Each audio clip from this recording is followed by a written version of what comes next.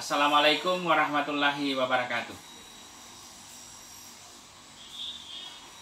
Kita tentunya tidak akan pernah lupa dan tidak akan pernah berhenti memanjatkan puji syukur kepada Tuhan yang Maha Esa, yang Maha Kuasa, Tuhan yang Maha Kuasa, Allah Subhanahu wa taala, atas segala karunia-Nya berupa kesehatan dan kesempatan pada kita khususnya pagi hari ini, sehingga webinar ini bisa kita laksanakan. Dan untuk itu terima kasih kepada panitia yang telah mengundang saya untuk menjadi partisipan dalam seminar yang luar biasa ini, yang tadi menurut Pak Rektor itu diikuti oleh berbagai pihak, terutama alumni-alumni dari berbagai negara. Ini satu informasi yang baik sekali buat kita. Baik, izinkan saya menayangkan 3 atau 4 halaman slide. Sebetulnya ini bukan materi, saya lebih cenderung pada posisi saya sebagai Kepala Lembaga yang Tinggi Wilayah 9 yang ya mungkin sifatnya berupa sambutan, karena alhamdulillah di tempat ini yang saya hormati, yang saya muliakan, insya Allah akan bergabung Bapak Gubernur Provinsi Sulawesi Selatan, Bapak Profesor Dr. Nurdin Abdullah, insya Allah akan bergabung. Ini luar biasa sekali, Atma Jaya bisa menghadirkan beliau dalam webinar ini. Kemudian juga nanti akan bicara Bapak Profesor Dr. Kasim Matar. Saya punya salah satu guru besar yang saya kagumi di Makassar ini. Dan kemudian saya hormati Ketua Yayasan, saudara saya, sahabat saya, Ibu Dr. Lita Limpo atau Lita Limpo PhD. Dan Bapak Rektor Universitas Atma Jaya, Bapak Ferdinand PhD, saudara saya yang sangat sering dan intensif kami berkomunikasi. Perkenankan saya melakukan share untuk beberapa slide yang saya maksudkan tadi.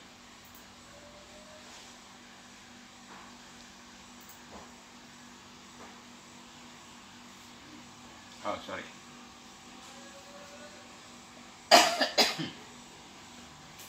Bentar ya, sebentar.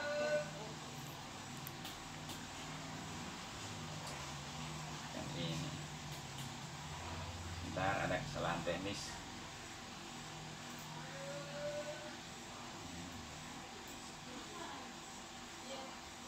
Bentar ya.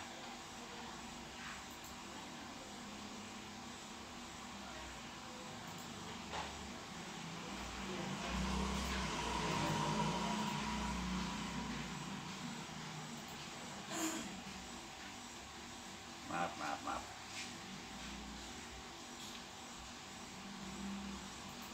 Sebentar.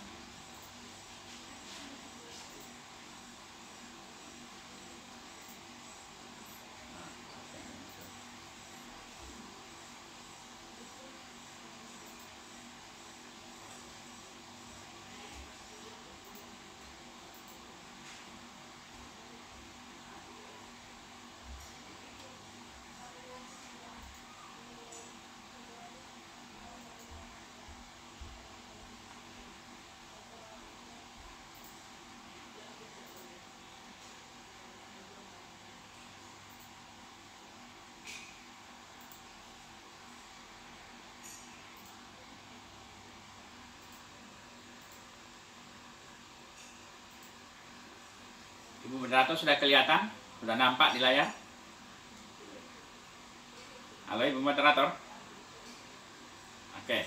Jadi yang pertama saya mengucapkan selamat dan sukses kepada Universitas Atma Jaya Makassar yang telah merayakan miladnya yang ke-40 pada tahun ini.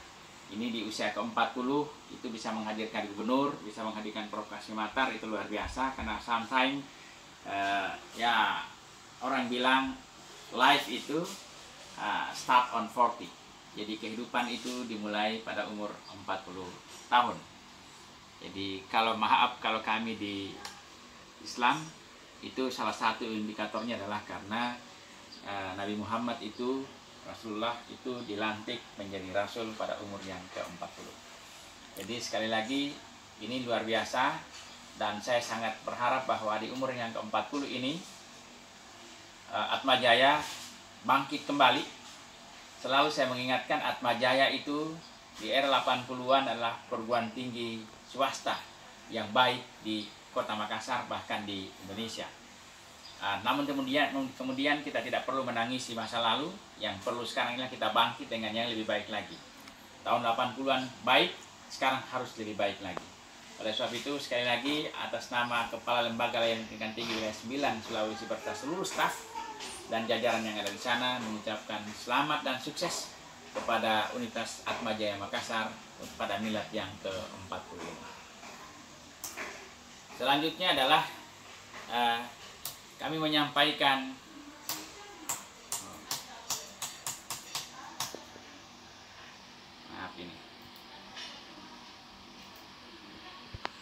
terima kasih yang setinggi-tingginya. Kemarin siang kami mendapatkan hibah dari Atmajaya yang merupakan karya inovatif dari mahasiswa Atmajaya berupa wastafel atau untuk tempatnya washing hand. Itu dibawa ke sana dan bahkan hari ini akan dibawa satu lagi, jadi kami dapat 2. Ini satu karya yang baik sekali dari mahasiswa dan saya mengapresiasi ini. Kemarin saya bilang ke Pak, maaf saya lupa namanya, saudara saya yang punya inovasi yang luar biasa di Toraja itu. Terima kasih untuk ini dan saya kira ini harus bernilai SKS bagi mahasiswa kita sesuai dengan semangat dan spirit Merdeka Belajar Kampus Merdeka, bahwa setiap aktivitas mahasiswa yang merupakan karya yang akan menghasilkan karya itu harus bernilai SKS. Jadi sekali lagi Pak Rektor, terima kasih.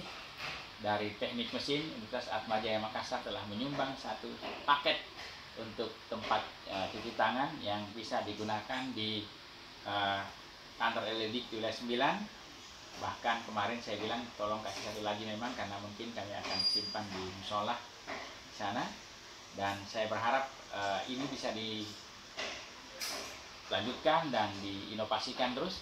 Saya sudah bicara kemarin dengan pembimbingnya bahwa ini masih bisa ada beberapa saran saya, sehingga nanti akan menjadi sangat unik dengan bentuknya yang kemarin kita sudah bicarakan dan mahasiswanya mengatakan sanggup mengerjakan itu. Sekali lagi selamat untuk Atmajaya dan terima kasih atas partisipasi dan perhatiannya kepada LL 9. Berikutnya adalah ini saja sedikit ini. Ini saya tanda tanya. Is it the new normal of life? Apakah ini adalah norma baru atau kebiasaan baru dalam kehidupan? Kalau saya mengatakan sebetulnya ini bukan. Ya. It is not the new normal of life. Ini sudah all normal sebetulnya. Jadi hanya saja old normal ini tidak kita biasakan. Nah itu makanya mungkin oke lah. Ya kita hanya ingin membiasakan kembali yang harusnya memang sudah dari dulu kita biasakan. Banyak negara-negara sudah membiasakan yang seperti ini, bawa hand sanitizer. Hand sanitizer itu bukan sekarang baru dibuat, sudah lama itu hand sanitizer. Bahkan sudah very familiar with the society di seluruh dunia bahwa ada namanya hand sanitizer.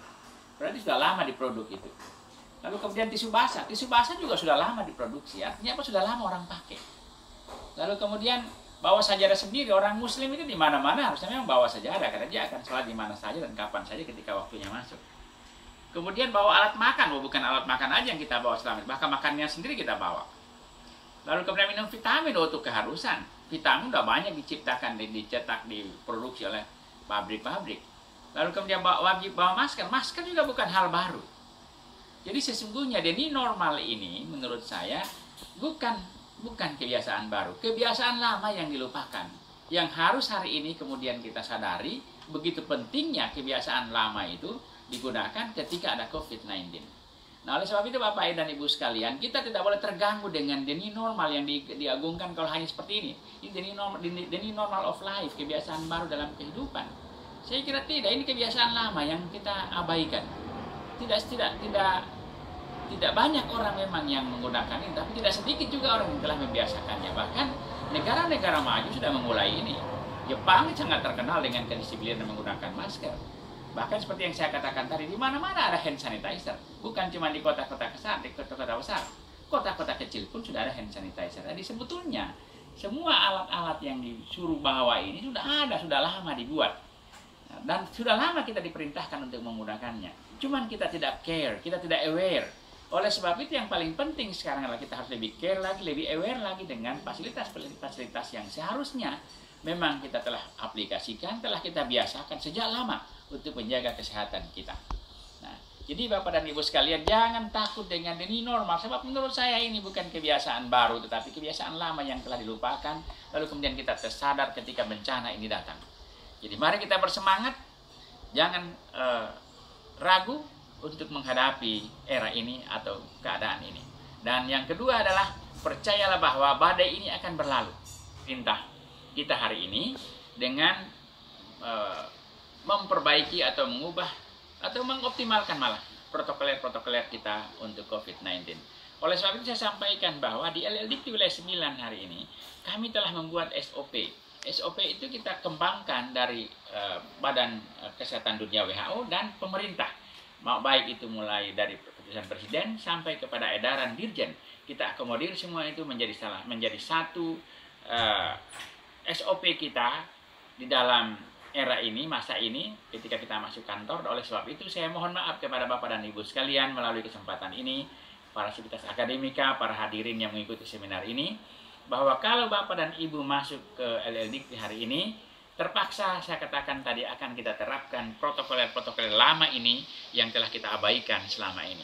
Oleh sebab itu jika merasa terganggu kami mohon maaf untuk itu, dan saya yakin dan percaya bahwa suatu saat kita akan terbiasa kembali dengan keadaan ini dan kita akan menjadi enjoy lagi, dan malah kita akan kehilangan ketika kita meninggalkan lagi kebiasaan-kebiasaan ini. Karena sebetulnya zona nyaman itu adalah faktor atau soal pembiasaan. Oleh sebab itu mari kita biasakan hidup sehat yang sebetulnya sudah lama diperintahkan oleh medis, dan sekarang ini kita harus tingkatkan kembali kesadaran kita dan komitmen pribadi. Selanjutnya, dan ini mungkin yang sebagai penutup dari sambutan saya ini adalah what is the new normal of academic? Bagaimana dengan kebiasaan baru akademik? Nah, ini barangkali memang yang bisa kita katakan memang harus kebiasaan baru. Karena selama ini memang belum kita lakukan, baru kita wacanakan. Nah, jadi oleh sebab itu, kalau normal life dengan indikator yang tadi saya katakan, that is not the normal life. That is the all normal life sebetulnya. Itu sudah kebiasaan lama yang sayang sekali itu dilupakan. Tapi untuk hari ini, untuk kampus kita, itu adalah keniscayaan bahwa the new normal of academic atau the new normal academic kita yang pertama adalah virtual campus. Ini akan berkembang lebih cepat lagi di masa depan. Salah satu cirinya virtual campus adalah full IT supporting.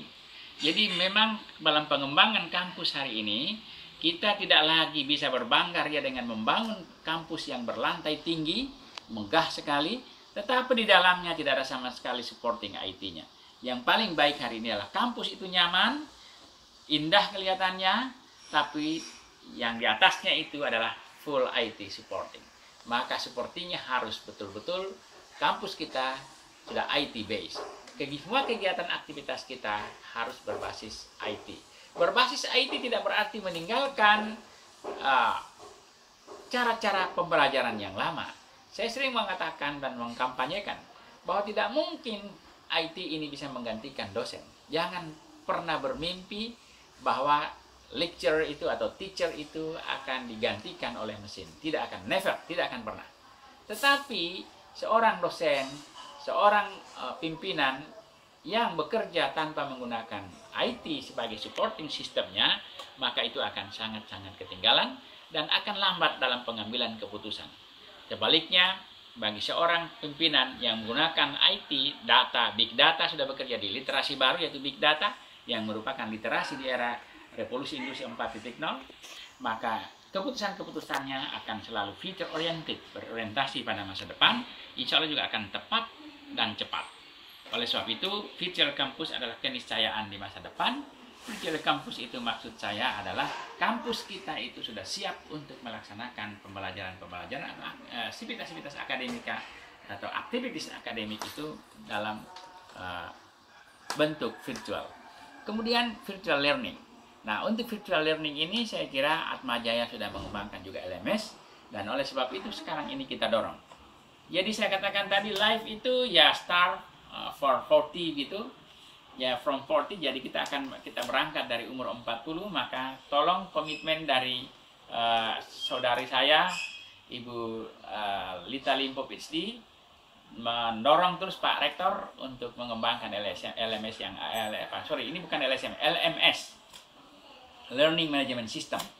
Lalu kemudian dari Learning Management System ini kita bisa menjual produk kita menjual program kita. Dengan demikian kita bisa mengembangkan dan menumbuhkan international student di dalam kampus kita.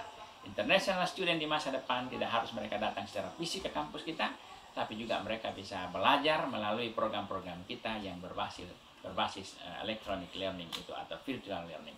Nah, itu harapan kita ke depan, Bapak Ibu sekalian. Kemudian ciri lain dari The New Normal Academy adalah memang collaboration. Collaboration ini sudah kita wacanakan sejak munculnya isu Industrial Revolution 4.0, bahwa di era ini kolaborasi menjadi sesuatu yang sangat penting, yang sangat wajib untuk kita laksanakan, karena di era ini persaingan itu bukan lagi persaingan ingin mengalahkan teman, tetapi persaingan itu adalah ingin menjadi sama-sama baik. Tetapi ketika ada kompetisi, maka kita menjadi unggul. Kita bisa unggul ketika kita bisa punya kerjasama dan berkolaborasi dengan banyak orang. Kemudian yang berikutnya adalah skill oriented.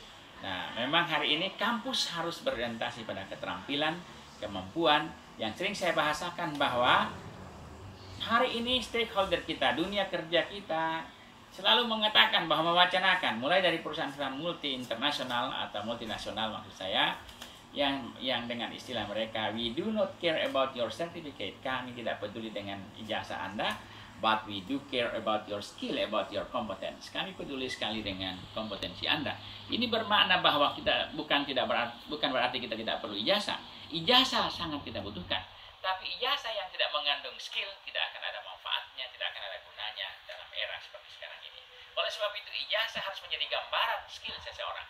Itulah sebabnya sehingga kampus Merdeka Belajar itu mengisyaratkan dan berikan pilihan-pilihan 8 choice yang bisa kita lakukan, yang mana yang bisa kita pilih, yang sesuai dengan kondisi dan kemampuan yang kita miliki, agar anak-anak kita, alumni kita itu ketika mereka keluar dari kampus membawa ijazahnya, dalam ijazah itu benar-benar menggambarkan keterampilan, kemampuan yang mereka miliki, baik kemampuan itu dalam bidang ilmunya maupun dalam bidang-bidang lain yang keluar dari bidang ilmunya.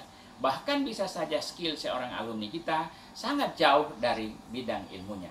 Dan kehidupan hari ini memang adalah kehidupan yang heterogen, dan ilmu hari ini tidak bisa kalau hanya berjalan sendiri, tetapi hari ini integrated untuk multidisiplin. Tidak ada lagi orang bisa hebat sekarang dengan menguasai satu bidang ilmu, tapi dia akan bisa hebat jika dia berorientasi pada kolaborasi, bahkan bisa saja dia hebat karena dia bisa menguasai beberapa bidang ilmu, atau paling tidak dia menguasai beberapa keterampilan yang mungkin sangat jauh dari bidang ilmunya. Dan oleh sebab itu, maka skill oriented mesti menjadi wacana kita untuk pengembangan kampus ke depan. Kemudian global kampus yang saya maksudkan adalah hari ini kampus kita harus bisa berkolaborasi secara nasional dan internasional. Dan oleh sebab itu, maka kampus kita harus mengembangkan supporting system yang bisa terlaksananya global kampus. Salah satu yang bermasalah dalam pengembangan global kampus adalah masalah komunikasi. Oleh sebab itu, saya selalu menyampaikan dan tidak pernah saya bosan-bosan mengatakan bahwa sebetulnya literasi yang paling penting juga untuk era sekarang ini adalah literasi bahasa, literasi kemampuan berbahasa. Oleh sebab itu, kampus harus bisa memilih bahasa-bahasa mana yang dianggapnya penting untuk kemudian menjadi skill bagi supporting skill bagi alumninya. Dengan demikian, skill yang mereka miliki, knowledge yang mereka miliki, attitude yang mereka miliki, itu bisa mereka implementasikan di era global karena mereka punya alat komunikasi secara global. Oleh sebab itu, bahasa-bahasa internasional menjadi keniscayaan untuk kita semua. Jadi Pak Rektor, selamat di hari ulang tahun yang ke-40 ini. Mudah-mudahan Atmajaya, dan saya percaya untuk itu Pak Rektor bersama dengan saudari saya Ibu Lita Limpo akan mampu mengembangkan Universitas Atmajaya untuk menjadi atau mempersiapkan kampus Atmajaya menjadi virtual campus. Di dalamnya ada virtual learning, yang mengembangkan learning management system, lalu kemudian berkolaborasi, dan hasil kolaborasi ini salah satunya bagaimana meningkatkan skill alumninya nanti, dan dengan demikian juga maka alumni itu dibekali dengan supporting skill yang lain berupa kemampuan berkomunikasi, sehingga benar-benar kampus ini menjadi kampus global di masa yang akan datang. Dan itu tidak sulit untuk kita realisasikan sepanjang kita punya niat. Karena tidak usah sekarang, visi kita itu tidak usah bilang gini, Pak, akan menjadi kampus yang terbaik. Kalau kita yang terbaik, lalu yang lain mau di mana gitu. Tapi kita ingin memang baik, tapi yang baik itu adalah kita. Kita selalu menjadi the winner di dalam setiap kompetisi. Nah, untuk menjadi the winner dalam kompetisi, maka tidak bisa tidak bahwa orientasi kita bukan saja satu arah, tetapi multi arah. Selamat Pak Rektor, selamat Ibu Lita Limpo. Semoga Atma Jaya lebih sukses dalam waktu yang akan datang. Dan hari ini umur ke-40 ada umur yang matang untuk seorang manusia untuk lebih berkreasi lagi dan berinovasi. LLDikti Wilayah 9 Sulawesi sangat berterima kasih atas kerjasama yang luar biasa selama ini. Sangat-sangat akomodatif, sangat-sangat partisipatif, dan mudah-mudahan hal-hal yang baik ini dapat kita teruskan ke depan. Kami siap mendukung yang merupakan kewajiban kami dan merupakan haknya Bapak dan Ibu semua di setiap universitas.